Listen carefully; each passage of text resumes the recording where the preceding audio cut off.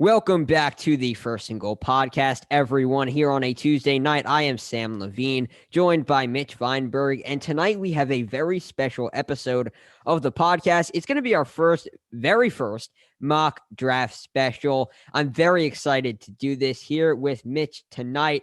This is going to be fun. We haven't done this before. I'm very excited. Yeah, and sorry about the delay last week. March Madness, we're busy people. We love sports just as much as you guys. So, it is what it is. But we are coming back with something that we've been wanting to do for a long time. Didn't know when it was too early, but it seems with all the delays, it came out just right.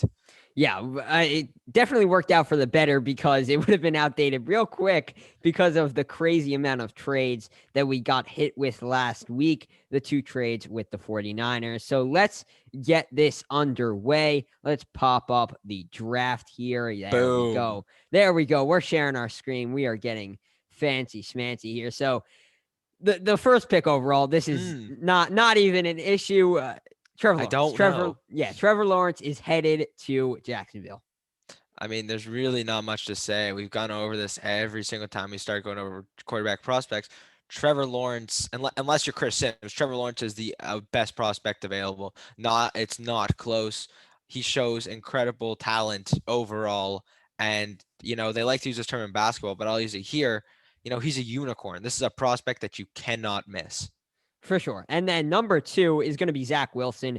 And Zack Wilson is, I would like to say that at this point, I'm a Zack Wilson fanboy. I mean, I love everything that this guy can do, from the arm angles, from the throw and the run ability, to the athleticism, the arm strength. I just think he is an exceptional player and a player that the Jets cannot pass up here at 2. Now, look, I mean, we all saw the immaculate throw he had on his pro day.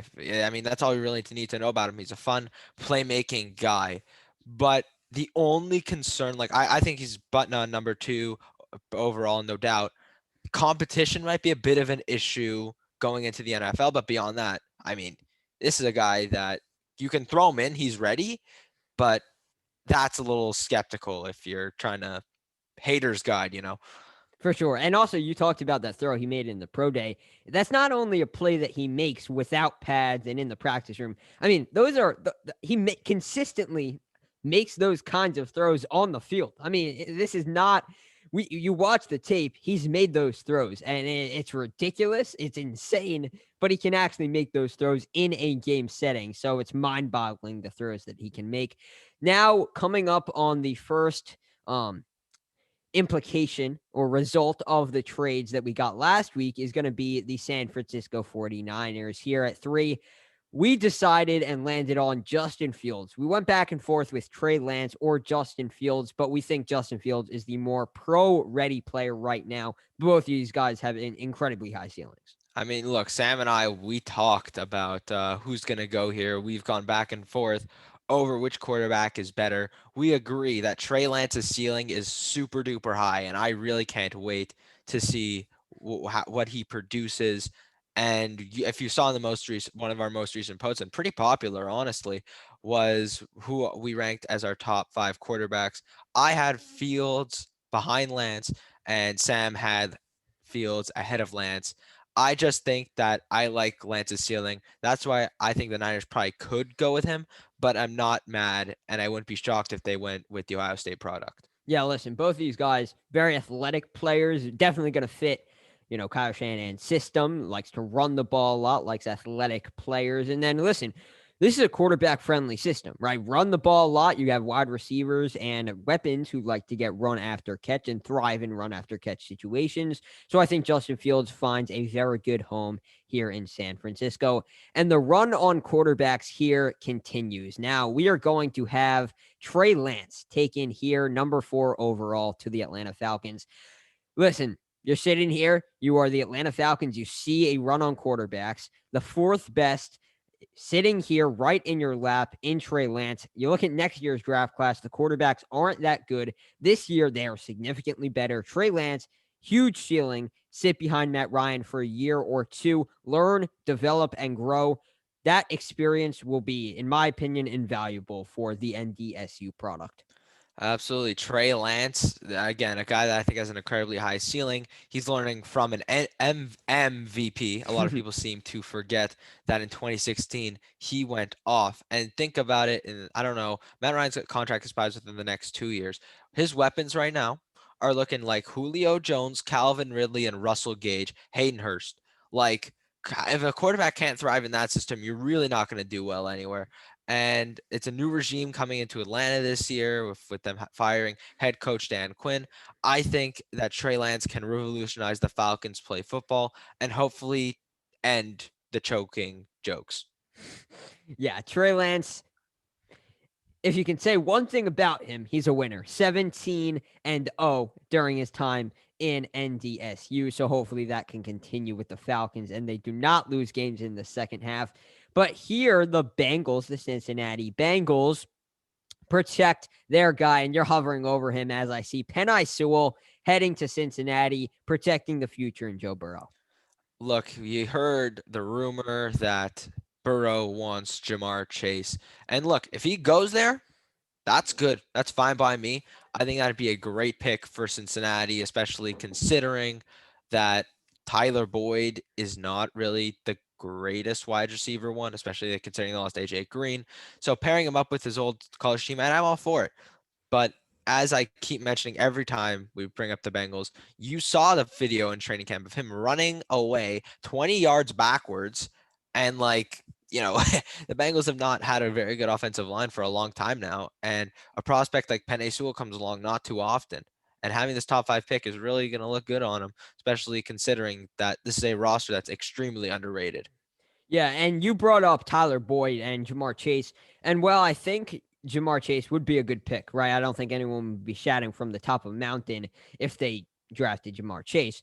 But you look at their wide receivers, and I think they're pretty solid. I think Tyler Boyd is a solid wide receiver. T. Higgins showing wide receiver one potential in his rookie season. You also have supplemental guys like Auden Tate. So, while, yes, Jamar Chase would be a very good pick, I think for sure offensive tackle is a bigger need, and protecting Joe Burrow is, again, a bigger issue for Cincinnati. So keep it moving along. Now, this was masterful work by the Miami Dolphins to move up and down the draft board and essentially really get the guy that they still wanted. Sitting here at 6, we're going to give them Jamar Chase. And this looked like it could have been the pick, even if they were sitting at number 3. So great job by Chris Greer to pick up draft picks while still getting their pretty much, we're assuming, their number 1 guy on their draft board. The Dolphins haven't had a good wide receiver in a very long time, arguably since Jarvis Landry. You could even say Brandon Marshall if you really want to stretch it out for a long period of time. And adding Jamar Chase to an offense that's pretty good is something that's really important. And they did, as you mentioned, they did a great job. They definitely did not need the number 3 overall pick. I think that's something that was just nice that they had a nice luxury. So I think trading down was smart. And I mean, picking Jamar Chase is obviously the right choice here. But I mean, if we're really thinking like what I do, I hate Tua. Hate him, hate him, hate him. Like, would I say pick Mac Jones? Maybe if you're willing to give up on Tua. If you're willing to give up on Tua, then whatever. But if you're gonna go Tua, keep Jamar Chase. Listen, we know you're a part of the Everyone Tua knows hate I club hate him. at this point, but listen, this is a realistic mock draft, so I think Jamar Chase It's is not the my right mock move. draft. It's a realistic one. Yeah, exactly. But listen, my ideology here with this pick is, listen, Tua didn't have the greatest rookie year, right? He was more of a That game was kind. manager. But listen, see what he can do with a great supporting cast. You get him Will Fuller, one of the best deep threats in the NFL. Again, one of the fastest players in the NFL. You have Micah Gesicki. You have Devontae Parker. Now get him Jamar Chase, who looks like one of the best wide receiver prospects of the last 10 years. So see what he can do with a great supporting cast. And if he doesn't work out next couple of years, bring in another quarterback who will have, again, an excellent supporting cast already. So do all that you can to support Tua with the best players possible and see what he can do. That's truly what I believe. Jamar Chase is the best weapon available. Or Kyle Pitts, I'd say, is better, but you have Mike Gesicki already at the tight end position. So Jamar Chase makes a little bit more sense. Number 7 here, the Detroit Lions, they have absolutely no wide receivers. I mean, Kenny Galladay, now on the Giants, Marvin Jones Jr., now on the Jacksonville Jaguars. So Devonta Smith has to be the pick. Now, I see a lot of people liking Jalen Waddle more than Devonta Smith recently. Well, I don't hate it. I think Devonta Smith is still just a better prospect. And I like Devonta Smith a little bit more. I will say the weight is concerning, right? It's a little bit of a red flag for me, but he does so many things well. His contested catch ability is off the charts. His ball skills are the best in this class. So I think the upside with Smith is incredible. And you have to get Jared Goff, a true wide receiver one, if you hope that experiment is successful. People love to talk about how Jalen Waddle's better, and they love to mix and match the wide receiver rankings, obviously between Devonta Smith, Jamar Chase, and Jalen Waddle. But Devonta Smith was the Heisman for a reason. He won it with Mac Jones, and I'm not saying Mac Jones is comparable to Jared Goff, but you can see why somehow the measurables are somewhat similar. Like they're not elite quarterbacks, but they're fine. And I'm not saying that Devonta Smith is going to have the same production he did at Alabama. That's something unrealistic that no one can ask of him. But Jared Goff needs a weapon. He has TJ Hawkinson, who is primed for another really great year. DeAndre Swift, who I think could have a very good sophomore season. And now give him Devonta Smith and see what happens. Both their wide receivers are gone. So the two weapons right now are whatever wide receiver they elect to draft and TJ Hawkinson. For sure. I mean, the Detroit Lions, it makes sense to pick Devonta Smith. It is really the only pick that does make sense. I mean, you could argue Jalen Waddle here makes more sense if you do like him more, but I think Smith, right now at least, the better wide receiver prospect. Moving it on to number 8, the Carolina Panthers. Now, this is a team that looked like they were going to get Trey Lance for a little bit. Doesn't really look that way anymore. Best quarterback available is Mac Jones. And while I don't think either of us love this guy, he's a good game manager. He showed he can win football games for your team. And listen, surrounded by Christian McCaffrey, DJ Moore, right? Robbie Anderson, another underrated David Moore, wide receiver. And then one of the better offensive coordinators in the game in Joe Brady. I think this is a potentially successful situation and scenario for Mac Jones because he's not a guy that is going to be successful without playmakers, coaching, or protection. And listen, pretty much he has all three of those things in Carolina. So he has the potential to be in a successful situation. Won't be a day one starter because they do have Teddy Bridgewater, but with some grooming, I think he could become a very good NFL starter. It's exactly that. They don't have to rush Mac Jones into anything. They have Teddy Bridgewater. I think that the Panthers did a great job not moving him, even though earlier on in the offseason it seemed that he was rather enraged. But I think Mac Jones could be one of the best quarterbacks in this draft. This quarterback class is shaping out a lot to look like 2018, in my opinion. Tons of great quarterbacks across the board. One of them is going to be a Josh Rosen. Okay.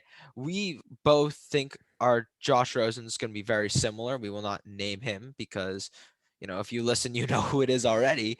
But I think we'll probably announce who that'll be earlier, more towards the draft. But I think Mac Jones has the potential to be one of the better quarterbacks, having a great supporting cast. Christian McCaffrey, also a great receiving back.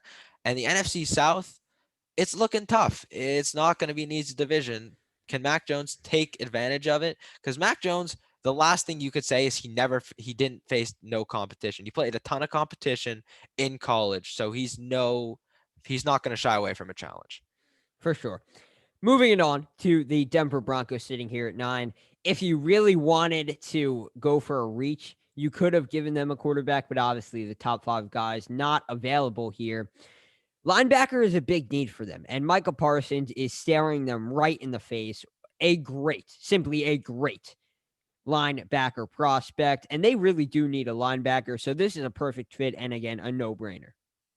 Micah Parsons, if you watch the tape, he's flying around in the field. He's athletic. He's that Denver Broncos type linebacker. The scheme fit, in my opinion, just seems perfect. Pairing him with Bradley Chubb, Von Miller, who I'm shocked is still on that roster, and now they have good corners, and he also is pretty good at coverage, I believe. So right now we're looking at one of the best linebacker prospects I've ever seen. I mean, I was high on Patrick Queen. I thought he was going to pan out pretty well, and he did. So Micah Parsons, I'm not saying he's like Patrick Queen, but he had a bit of dip in production this year, bit of He disappointing. I actually think opted out. he opted So, out. Sorry, that's yes. my bad.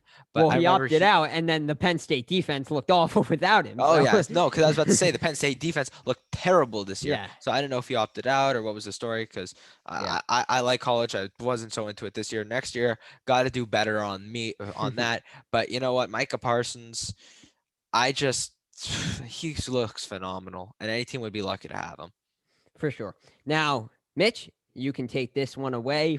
Number 10, Dallas Cowboys. My Dallas Cowboys are Dallas Cowboys. Let's go, Cowboys Nation. This is for you. Unless Jerry Jones decides to take Kyle Pitts, which I would be insanely annoyed by, they will go with cornerback Patrick Surtain right here. Pairing him up with Trayvon Diggs just seems right. Dan Quinn, new defensive coordinator. I think his scheme is really great. He ran it in 2013 in Seattle. I mean, we all know how that panned out. That was a top 5 defense ever. So I'm very curious to see how the defense is going to change this year into next year. And they need to upgrade weapons. They need more defense. And this draft will be a big defensive draft, just like Carolina's was last year. It's going to be heavy on the defense. And starting with Patrick Surtain in the top 10, I think it's a great pick. If they went JC Horn, I wouldn't be too mad either. Agree. Patrick Surtain. Really, the only real question I have with him is athleticism, but we've seen that isn't a necessity at the cornerback position. There are many cornerbacks who aren't the most athletic, but still have great success. So, number 11, the New York Giants. This has to be Jalen Waddle because for me, it's the same situation as the Miami Dolphins, but a little bit obviously further down in the process. You're looking at Daniel Jones. This is his make or break year. If he doesn't perform this year, he's out. Right. So now you need to give Daniel Jones all the weapons that you can possibly find. And Jalen Waddle is a weapon. That is, I mean, he is the definition of a weapon. And you look at their wide receivers, you have Kenny Golladay, Sterling Shepard, Darius Slayton. Darius Slayton, very good deep threat guy. But outside of him, they don't really have a lot of speed or explosiveness. And bringing in Jalen Waddle gives you that immediately, right? It gives you that edge and that run after catch ability that you didn't previously have. That is something that is so valuable to quarterbacks and especially young quarterbacks because you just get them the ball, dump it off for a 5 to 10 yard pass, and they can turn it into a 20, 30-yard gain. So Jalen Waddle is an exceptional pick here, something that I think the Giants have to absolutely pull the trigger on if he is still sitting here at number 11. See, I'm a big Daniel. I don't like Daniel Jones either. I'm Neither do very I. aggressive on the young quarterbacks I don't like because I grade my quarterbacks tough. I think tons of underrated, overrated guys that aren't good. But as you said, Daniel Jones, this is it. Okay. If he screws up this year, the Giants have to move on. They have to because this is a roster that is ready to burst. And Daniel Jones, in my opinion, is holding them back. So heading on to the number 12 pick division. Wow, I just realized there's 3 NFC East teams right in a row right here. We have the Philadelphia Eagles. We have Kyle Pitts. Did we have Kyle Pitts going there? Or No, sorry, no? Caleb Farley. Caleb Caleb Farley. Farley. No, because I remember we had Kyle Pitts going there initially. Why is he so far down on this list? But look, Caleb Farley, if the Cowboys don't draft him and he falls this far, I think this makes sense for the Eagles. Defensively, they need a ton of help. It didn't look so great last year. Very disappointing year overall for the Eagles. And their corners, they have Darius Slay, pairing Caleb Farley with Darius Slay. I think that could be something that's a little interesting. But the Eagles, I don't know what their situation is. Like, they could easily be tanking. They could easily be trying to make a run that will probably fall flat on its face, but they could be going on a run because I don't think they're doing enough to go full tank. But I think if you're trying to rebuild a defense that hasn't been good in 4 years, Caleb Farley is a good start. Caleb Farley, I mean, yeah, Darius Slay definitely getting a little bit older. Besides Slay, obviously, they don't really have any boundary corners. So Parsons off the board. Eagles definitely would have liked to snag him. Top 3 wide receivers, again, off the board. Would have liked to have any one of those guys. So now corner, Caleb Farley, an excellent cornerback, and you could argue the best cornerback in this draft class. So number 13, the Los Angeles Chargers are going to take Rashawn Slater. Now, this is one there where they really just are protecting the franchise. And it's another similar situation with the Cincinnati Bengals. You have a young quarterback with not the best offensive line. We've already seen that the Chargers went out and paid Corey Linsley. They also got Matt Filer. So now Rashawn Slater getting him at offensive tackle, just a necessity. I mean, you have to do it. You have to protect Justin Herbert. That's what they do here with pick 13. I mean, the offensive rookie of the year. Like they don't need another wide receiver. Sure, they lost Hunter Henry, and they have Keenan Allen. They have a ton of guys, but I think that Justin Herbert will do just fine if you protect him. This is a guy that looked really, really good last year, and I can't wait to see what's going to happen, especially considering how tough his schedule is looking next year. He's got a ton of top tier defenses.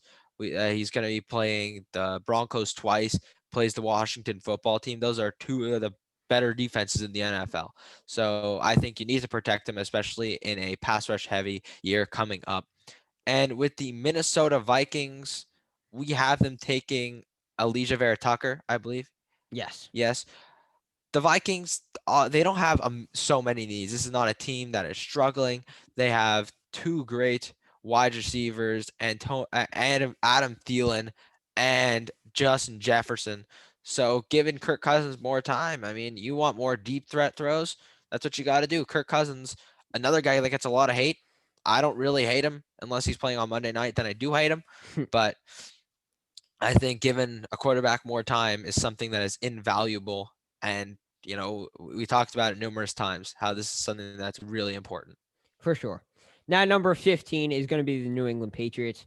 Now, in keeping with the theme of getting offensive guys and offensive weapons this free agency period, moving it into the draft, Rashad Bateman. I mean, both of us are incredibly high on Rashad Bateman. We think he has wide receiver one potential, and that is exactly what the New England Patriots are missing. And at post free agency, they are still missing. So Rashad Bateman, excellent route runner. I love the attention to detail in his route running, the little cuts, the little footwork. I think it's exceptional. He's got a bigger frame, bigger bodied wide receiver, and uses that frame to his advantage. Just an excellent deep threat, an excellent wide receiver overall, and a guy that could potentially become the number one wide receiver for the New England Patriots that they have been missing for so long. The wide receiver core in New England hasn't been good in honestly years. It's just Tom Brady's been making them look good. And if they went after just Hunter Henry or just Jonnu Smith, I probably would have said Kyle Pitts here, but they went after two tight ends. So three tight end sets, you don't see that so much in the league anymore. Now heading on to the Cardinals, another team offensively primed to do really well. The defense, it's getting there, and they're going to need one more defensive piece. We have them taking J.C. Horn. No, we got Nope. Kyle Pitts. Kyle Pitts. Nope. Sorry. Again, my bad. I don't have the thing in front of me. Sam does. But look, Kyle Pitts, the Cardinals don't have a tight end. And if you want to make an offensive powerhouse, you take Kyle Pitts. That guy's catch radius is monstrous. This guy's a monster. And they don't need a run game when you can just pass the ball all the time, because that's what they're going to be doing. You got DeAndre Hopkins. You got AJ Green, Larry Fitzgerald, Christian Kirk. I feel like there's a guy I'm forgetting, and I feel terrible about it, but I don't think I am. And then you got Kyle Pitts. So make what you will. They got three vet guys that will smoke you. Well, not Larry Fitzgerald, but two other guys that can beat you down the field, will win one-on-ones. So I think that Kyle Pitts will make this Cardinals offense look even better if that's possible. For sure. Kyle Pitts. Listen, Cliff Kingsbury, he likes his weapons. And getting Kyle Pitts, he's a weapon. So obviously it makes sense here, all the way down at 16. I think this is disgusting that he falls this far. But you look at the teams above him and don't really need a tight end, don't really need that kind of weapon. But Kyle Pitts falls right into the Cardinals' laps, and they are loving life because of it. The Las Vegas Raiders now, they're taking Kwity Paye, the edge rusher from Michigan. Listen, their pass rush was bad. It was bad last year. Bottom 5 in sacks. Kwity Paye is my number one ranked edge rusher. I love what he brings to the table because he's 6'4" and he looks thick, right? He looks like a defensive end, a true defensive end. He's 271 pounds, but he runs so smoothly and he moves so smoothly off the edge. I love the way that he is so fluid off the edge and can get around the outside of the tackle with such ease. I think he's going to bring a lot to the table for the Raiders that they've been missing, and this is just a great pick in my eyes. Absolutely. The Raiders, they tried to get Clelin Ferrell, and that was an odd pick in my opinion, and clearly it's not panning out too greatly. So absolutely. And now on to pick 18, the Dolphins' second pick. Big shout out to them. They are doing a great job with recruiting draft picks. Oh my. That trade, as we mentioned, really great. These next few years, this Dolphins team, if they can draft right, can look pretty good. Who we got him taking? Because again, don't got the sheet in front of me. Yep, Miami Dolphins are taking Jeremiah Owusu Koromoa, the Notre Dame linebacker. This is a guy that I mean just fits a need for the Dolphins. They need a linebacker, and JOK sounds funny when you say that out loud, but JOK, one of the best linebackers in this class, the second best linebacker available. Really, just a guy that fills a hole for the Dolphins, already adding on to an exceptional defense. I mean, they got rid of Kyle Van Noy, so it feels a huge need. So I think this is a great pick for Miami, especially now that they're contending for a division title. For sure. Another a very versatile player as well. Excellent in coverage as a linebacker. That's probably his biggest strength. Can fly around the field and lay on some big hits as well. So for number 19, we have the Washington football team selecting Christian Darrisaw here. Now, this is a situation where they do need a quarterback, but there's no one available. So what are you going to do? You're going to build out your roster, flesh it out so that when you do eventually get that quarterback, you're ready to go and you're already ready to compete. And getting a franchise left tackle in Christian Darrisaw is a vital piece to the puzzle that the football team, the Washington football team, was previously missing. This is an excellent pick because Darrisaw is going to be a day one starting left tackle. Tons of quarterbacks will fall deep into this draft. We'll probably talk about them another time, but I think the Washington football team is one of many teams that would value from picking one in day 2 or 3. Now heading on to the Chicago Bears, another team that would benefit from it. We have them taking J.C. Horn from South Carolina.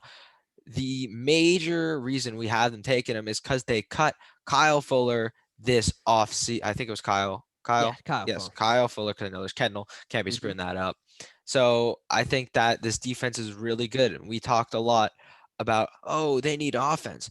But looking at the best offensive prospects that are left, it's not really worth reaching at any of them. So I think J.C. Horn to the Bears, rebuilding the defense and just hoping the defense can carry them.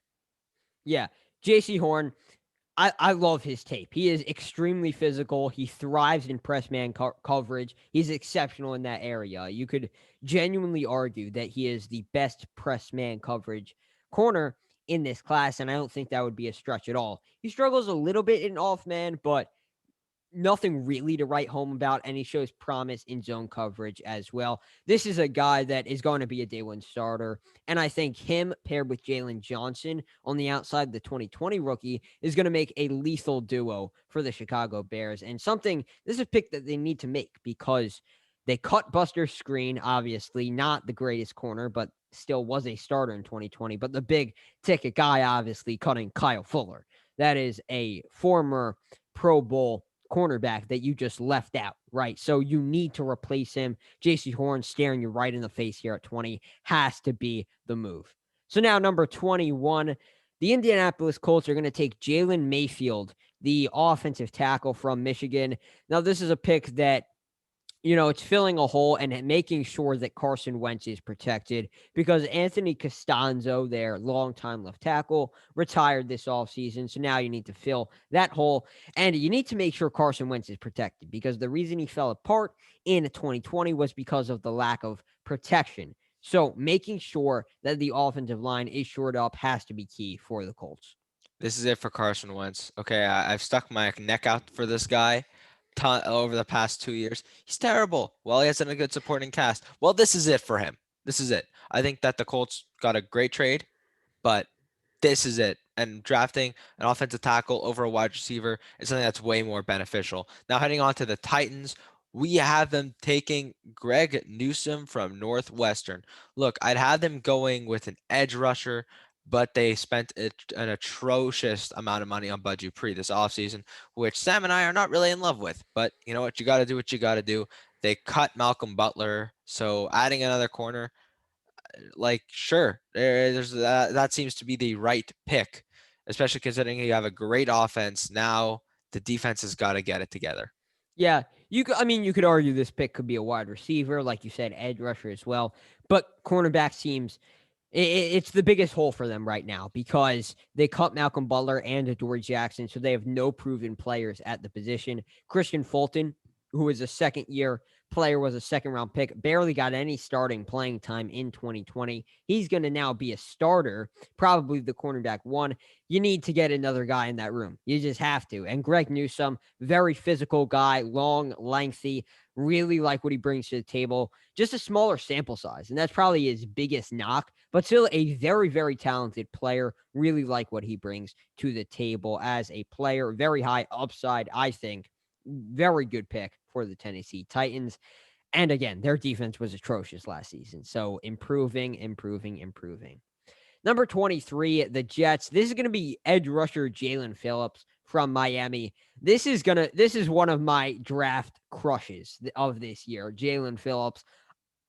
From the moment I turned on this guy's tape, I loved everything that I saw. His motor, his athleticism, his ability to bend the edge and get around the outside of the tackle. I love everything that he does. And the New York Jets, their edge rushers are not that good. And they improved one side with Carl Lawson. Hasn't really had the sack production that you love in the last couple of years, even though Carl Lawson, very, very good player, young guy with a lot of upside. I still think you need to shore up that pass rush because you can't win in today's NFL without a pass rush. And Jalen Phillips, the best edge rusher on the board, in my opinion, the Jets, this is a slam dunk pick. Except I will say the injuries are cause for concern, right? The huge injury history. That is definitely an issue. But if he can stay on the field, this is an excellent pick. You look at the draft board. I mean, a lot of people might like Aziz Ojolari or even Greg Rousseau, but I absolutely disagree. I think Jalen Phillips has to be the pick here. He is arguably the best edge rusher in this draft. Arguably, people can put Kwity Paye, Jalen Phillips. I think both of them are fine, even though I think Kwity Paye is a bit better. But if a team took Jalen Phillips over him, I'm not throwing a whole big hissy fit. But it ultimately would be whatever. And I think the Jets is a roster that could be good, but I think I have to see a bit more. Now heading into the Steelers, we have them taking Tevin Jenkins. A lot of Steelers fans want them taking Najee Harris. That's what I've seen everywhere. But I think that later on in the draft, there's a few running backs that I love that will definitely fall later. So there's no cause for concern for the Steelers fans, especially considering they lost one of their offensive tackles this offseason. I think that Tevin Jenkins can fill that gap perfectly. Yeah, Tevin Jenkins I believe only allowed, don't quote me on this, I'm not 100% sure, but only allowed, I think, 2 sacks during his entire college career. So a very good and very solid player on the outside of the offensive line. And like you said, they lost Alejandro Villanueva this offseason. So they're going to need to get a new offensive tackle anyway because they lost one of their starters. Tevin Jenkins fits the bill exceptionally well. So now number 25, this is another one of my draft crushes, and it's Trevon Moehrig, the TCU safety. This guy is ridiculous in coverage. I mean, his natural zone coverage abilities are otherworldly. He really is a true center fielder at the position. I really love what he brings to the table as a coverage-free safety, and that is exactly what the Jacksonville Jaguars need. I mean, their starting safeties are, I believe, Josh Jones and Andrew Wingard. So not really cutting it there at the back end of the defense. So Trevon Moehrig sitting right here at 25, an instant upgrade and a day one starter for the Jags defense. I watch this guy a lot. He plays a lot of great coverage. I was kind of hoping he'd fall to the second round. A lot of people early on had him falling to the second round, but I think more and more as draft day approaches, he seems to be more of a day one guy. And I think falling to the Jaguars, seeing how their defense is basically non existent, I think this is something that they can really benefit from. And this is a guy that jumps off the paper. And heading into the Brownies, we have the Cleveland Browns taking Gregory Rousseau, as I spoke about a little earlier. I like him a lot, and pairing him with Myles Garrett just seems scary. There's so much to love about pairing anyone with Myles Garrett, especially considering when he's one of the better edge rushers. You can't double team two guys. That's going to be an issue. A lot of great pass rush duos coming into next year, it's going to be tough to block these guys. And having a pair of edge rushers in Cleveland makes me believe Land. So let's go. Yeah, pairing Greg Rousseau with Myles Garrett is just scary. I mean, you talk about the pure athleticism of both of these guys, and opposing quarterbacks are going to have to look out. And talking about Rousseau, he's not even going to have to be the number one edge rusher. He's going to be consistently getting one-on-one opportunities. And him with his athleticism, yeah, that's going to consistently, or not maybe not consistently, but that will lead to a lot of block sheds. And if he can round out his game with the help of Myles Garrett, they're going to have they could have the best edge rushing duo in the entire NFL. And this is scary, scary territory because you're talking about two freak athletes coming off the edge for an already very good Browns team. So now the Baltimore Ravens, they need wide receivers. They could only get Sammy Watkins in free agency. They missed on a couple big guys, and we aren't big Sammy Watkins fans. They need a wide receiver. So we have them taking Terrace Marshall Jr. I don't think he's the best wide receiver available. I like Rondale Moore a little bit more. That sounded weird. But Terrace Marshall Jr. is the kind of guy that they need, I think. He's a height, weight, speed type of player, but they need a big bodied threat, right? They need a bigger bodied, reliable target. And that's what Terrace Marshall Jr. is. They need an outside guy who's going to be consistently reliable and a change of pace, right? Because if you were to get Rondale Moore, Kadarius Toney, or even Elijah Moore, it's the same kind of quick, short, speedy wide receiver that Marquise Brown is, right? And you're talking about all three of those guys are slot wide receivers. Well, you already have Willie Snead. And Willie Snead, not the greatest player, but he is your slot receiver. So I think Terrace Marshall fits much better here with the Baltimore Ravens. It's much more of what they need, in my opinion.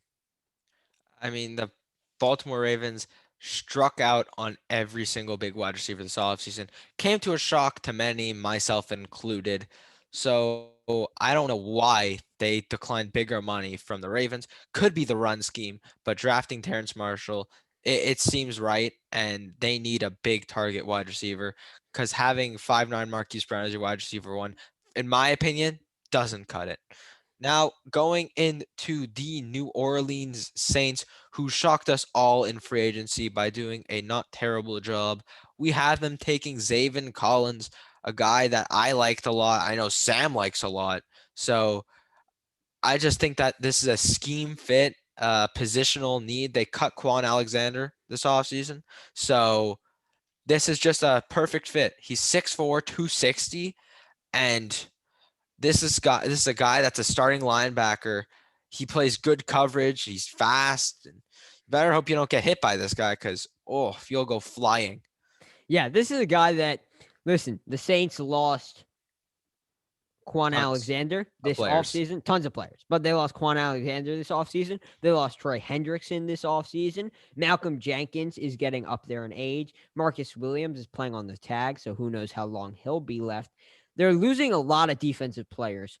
And while you're not going to be able to fix it with one pick, getting Zaven Collins adds a lot to a defense that you can't get with one other player, right? I mean, Zaven Collins, he's an excellent pass rusher. He's an excellent run defender. He's very good in coverage. He's so versatile. He does so many things well that I don't want to say he's a Swiss Army knife, but because That's that's more, Taysom. That's yeah, that's Taysom. more Taysom Hill, but I mean, he's kind of a defensive version of a Swiss Army knife in a sense because for the Saints, not only does he fill a hole, but he also brings so much to the table that they lost this offseason. So I really like this pick. And this is a guy that I really want to fall to my Green Bay Packers at number 29. But listen, you can't get everything you wish for. But sitting here at number 29, this is going to be another one of my favorite players in this entire draft class. One of the guys that I love at pick 29, it's going to be Rondale Moore. I love Rondale Moore. I absolutely love him as a prospect. And while sitting here as a Packers fan, I would much rather they take a cornerback or a linebacker than a wide receiver with J.O.K., Jeremiah Owusu-Koramoah, Zaven Collins, Greg Newsome, J.C. Horn, all off the board. I can justify taking a wide receiver because if we were to take a linebacker or a corner, I think it'd be a little bit of a reach at this point.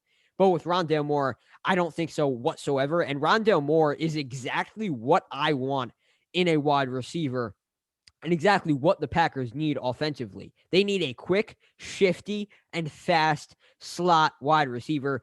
They are missing that. And I mean, I basically described Rondale Moore. That's who he is. He ran a 4.29 40-yard dash. You see him on tape. He is faster than everyone else on the field. He's the fastest player on the field every time he steps on there. And getting Aaron Rodgers, a guy like that, is dangerous because you get him running downfield. You give him the ball with Aaron Rodgers' accuracy and let Rondale Moore run. It's dangerous. And the Packers are loading up. Just get them more offensive weapons. And while I want defense, that is my priority. I think Rondale Moore is not a bad pick whatsoever. Besides Nick Bolton, I can't really see them going anywhere else. But I think the real reason they have to take a wide receiver, Aaron Rodgers will be fuming if they do not take a wide receiver. He wants clarity on the franchise. He wants offensive help. He deserves offensive help. But the Packers have to give it to him, and they have to give it to him now. The Buffalo Bills, if you watch this podcast, you know that we despise their run game. It is completely and utterly atrocious. Devin Singletary, Zach Moss didn't cut it for us this year. And sure, the Bills have a great wide receiving cast featuring Stephon Diggs, Cole Beasley, and no, they cut John Gabe Brown. Davis. Gabe Davis. No, they signed someone else though. I don't know. Yeah, I'm Sure, blanking, we'll but roll. I don't know. We'll roll Gabe Davis, and I think now, just and their tight ends are fine. Dawson Knox, whatever, sure, fine. They have to go with Najee Harris. This guy's a power runner, just how I like my running backs. Similar to another guy I like. I love Javonte Williams. That's a guy for another. We'll talk about him another day. But running backs, I like my downhill power runners, and Najee Harris is exactly that. And the Bills defensively, they don't need so much help. Offensively, this is a pretty good roster. That's why they're picking 30. So now it comes down to, can you run the ball, which they were not able to do at all this year.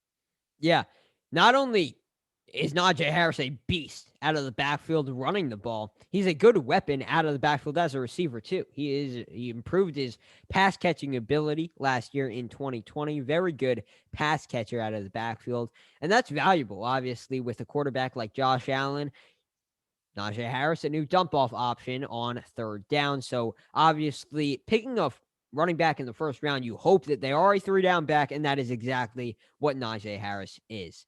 So now with the Kansas City Chiefs, this one was not hard at all. This is going to be Samuel Cosmi, the Texas offensive tackle. Now, you look at this team, they need tackles because they cut both their starting tackles and they have yet to really replace them at the tackle position, right? They did some good stuff at the guard position, signing Joe Thuney, but they need tackles. They haven't gotten an improvement at tackle. So, Samuel Cosmi, I think you look at him, very, very good player, right? Obviously was a stronghold for Texas, the Texas Longhorns, during his time there. And he's the best tackle on the board, in my opinion. And Kansas City has to pull the trigger because they need improvements there if they want if they want themselves to be successful in 2021.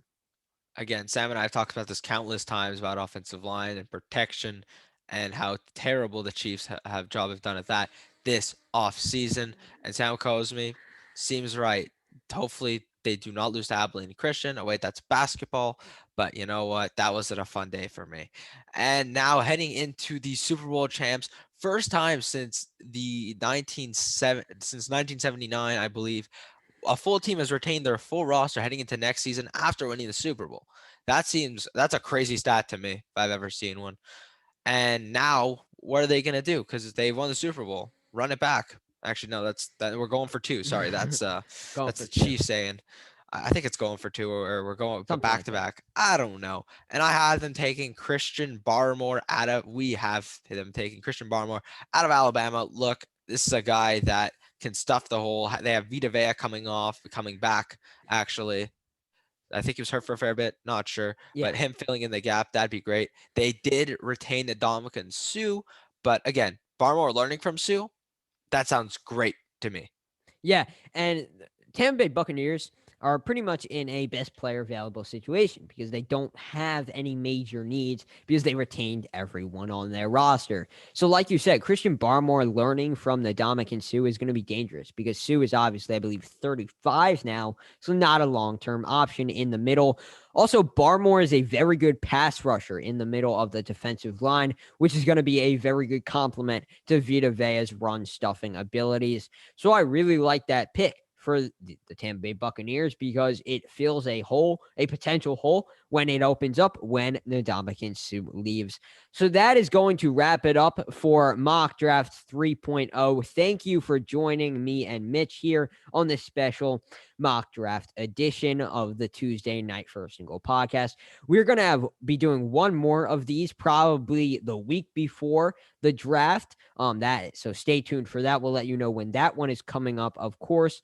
But until then, make sure that you subscribe to the podcast, subscribe to the show so that you stay up to date on all the podcasts that we do here on Tuesdays and Thursdays. Also, subscribe to the YouTube, means a lot. Share it with a friend. Drop a like on this video because me and Mitch are going to be doing a lot more draft content on the YouTube, prospect breakdowns, player rankings, all that good stuff is going to be coming up over the course of the next month leading up into the draft. And if you want to stay up on quicker graphics and information, Instagram is the place for that, right? First and Goal _ is the Instagram. We post a lot of great draft content over there. So Instagram, definitely drop a follow there. Appreciate that a lot. And then if you want to stay up to date on everything going on here at First and Goal, follow the Twitter, First and Goal FB. That is the Twitter handle. So until next time, Sam Levine and Mitch Weinberg signing off.